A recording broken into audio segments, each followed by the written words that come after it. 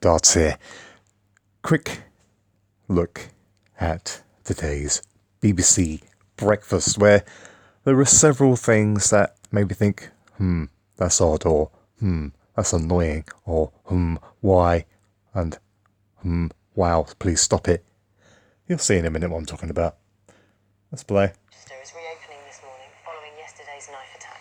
5 people were injured in the incident. A man in his 40s, who was initially arrested on suspicion of terror offences, has been detained under the Mental Health Act. Right, so this man's supposed to have gone around a Manchester, shopping centre, randomly stabbing people, yeah? But he's been detained under the Mental Health Act.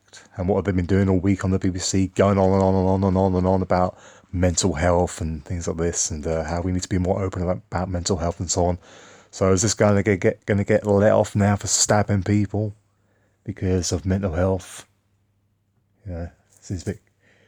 I don't know, they're trying to normalise mental health, or trying to get you to I mean, like on ITV, I might do a video about it separately, but there's a video on ITV, like a promotional video, where they're all going silent, and they say, like, to encourage you to speak about your mental health. So this guy's been detained under the Mental Health Act. Not a terrorist. Go to our reporter, Dave Guest, who's right there for us this morning. Morning to you, Dave. Just bring us right up to date. Please Good do. morning, Charlie. Well, shops here in the Arndale Centre opening up for business as normal this morning. Of course, this place went into total lockdown yesterday River when a man Island. started randomly stabbing people here in the centre of the Arndale Centre. Now, obviously there was a lot of panic, there was a lot of concern, but the emergency services very quickly on the scene to arrest and detain that man. Nice caution slip sign. As to what his motivation might have been, and have been treating it very much as a possible... Oh, look. The one pant leg rolled up. Oh, sorry. I'm watching too many Americans. One trouser leg rolled up. Where have we seen that before? Let's have a quick look, real quickly. Now, I wouldn't be so brazen as to make the suggestion that this news story is not true, of course. But, this is what I thought about when I saw that one pant leg. Maybe I'm looking into it too deeply, but that's what I thought. You'd always find these sort of things, these terrorist or other sort of incidents like this, mass killings or whatever, or mass attacks. You'll always see like the missing shoe or the one trouser leg rolled up. But maybe it's just a coincidence. Maybe the police officer just pushed his very tightly, well, it's quite a tight clothing this guy's got on his legs. Go back to the video. Yeah, very tight kind of, looks to be quite tight clothing. Lines up on the other leg with the sock quite nicely, so it's interesting how that was pulled up like that. See, I've worn similar trousers before, and you have to put a bit of force in to get that actually to pull up. You have to pull up right near the groin to get the leg to go right up like that. But yeah, anyway, that's just one little thing, I suppose. Nothing major. Let's continue watching the news. Well, Pat Carney from Manchester City Council is with us now. Interesting, he was being tasered there without actually moving. Interesting. Security all over the place. Come down Manchester. We're asking Manchester to rally round, support the staff here today. Manchester councillors will be here all day. A lot of praise for the emergency services yesterday and the speed with which they responded. Armed police here within 5 minutes. Presumably Manchester, because of its past experiences, has a finely honed plan in place. You saw an example yesterday of the planning that we do for all these emergencies. Like the Ariana Grande concert, or where there didn't appear to be anybody actually running out of the building, when footage from inside the building when people were actually exiting after the supposed explosion. We're just leisurely walking out, like no rush. But whatever.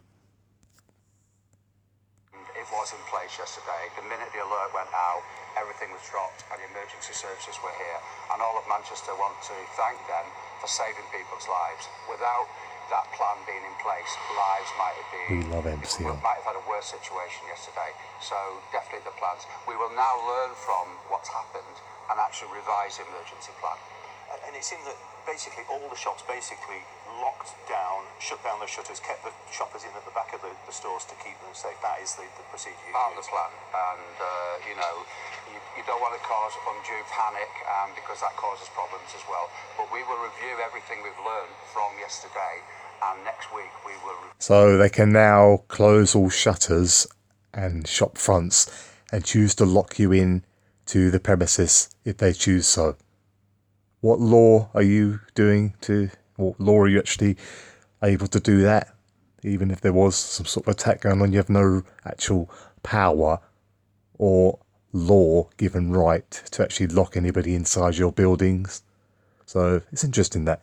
So, become the norm to just expect to be locked into a building if they so happen to want to say that somebody, there could be like a terrorist or somebody doing something that shouldn't be, and that's the reason why you were locked in this building for undisclosed amount of time, to save you potentially. Interesting breach of the law there, I think. But but all for people's safety, I suppose. Our emergency plan. But please, Manchester, come down. These are all modestly paid workers. They're young workers. I'm looking up here, it says 240 shops, 25 cafes and restaurants. Come down, Manchester, and rally round these workers. Okay, Pat Carney, thanks very much indeed. Carney, thanks very much indeed. So that's the message from Manchester today. Business as normal, and that man detained under the Mental Health Act. Yeah, he's not a terrorist, he's mentally ill. Interesting.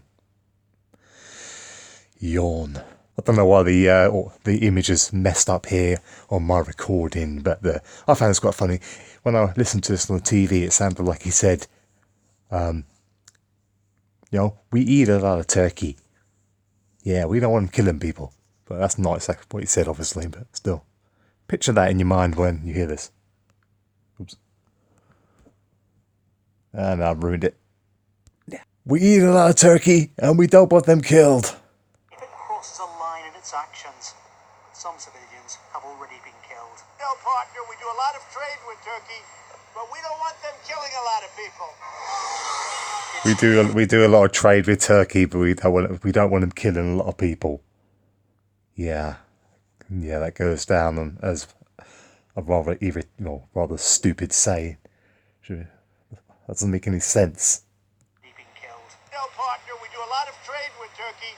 We do a lot of trade with Turkey, killing a lot of people. but we don't want to kill a lot of people. Turkey is not deterred. So it's okay to kill some people, I suppose, eh? Fight. 20 miles. Yes, they've got to put this on the news every day to make your home and your your governance. You'll be grateful for your governance. You wouldn't want your country turned into a disaster zone like this. Banked corners to make sure that they can shave off as many seconds as possible, and clearly it's going to work. And now you can hear the cheer.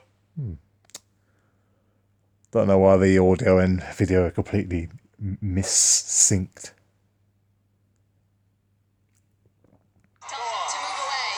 Next story is this guy running in a marathon under 2 hours.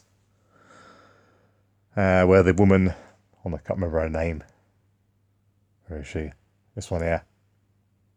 Keeps saying human being all the time instead of just saying person. Yeah. First human being to win a race. Why? Who's run a marathon under 2 hours before? An alien? A giraffe? Who? Why we keep saying human being and not just person? I found that a little bit odd.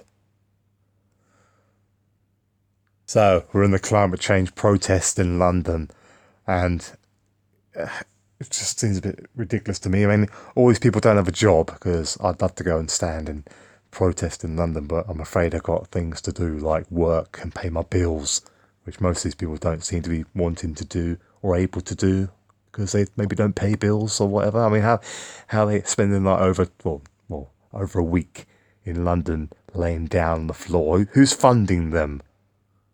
Who's paying for their rent? Or they're just a bunch of freeloaders? Or live with their mum and dad or something like that? It doesn't quite add up here, does it? Then they start interviewing this woman. She gets like the video and audio's out of sync here, annoyingly. So I can't really play it as is. But we'll listen to what she says. But, They give this highly intelligent woman a major spotlight. It's faster and far more furious than we thought. We can't negotiate with nature. Oh no. I just spoke to someone who was delayed for 2 hours to visit. The word you're looking for is not nature, it's God. Can't negotiate with God.